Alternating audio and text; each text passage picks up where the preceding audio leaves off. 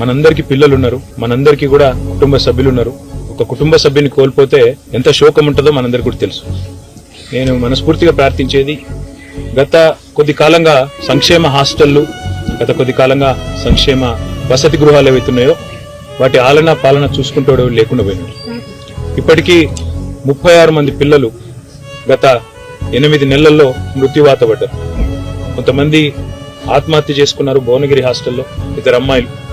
అదేవిధంగా సూర్యాపేటలో కూడా ఆత్మహత్యలు జరిగాయి. అదే మాదిరిగా ఇట్లా దురదృష్టవశాత్తు పాము కాట్లు, కల్తీ ఆహారం, ఇన్ని రకాల సంఘటనలు జరగడం అనేది నిజంగా కూడా బాధాకరం. వీళ్ళంతా మన పిల్లలు.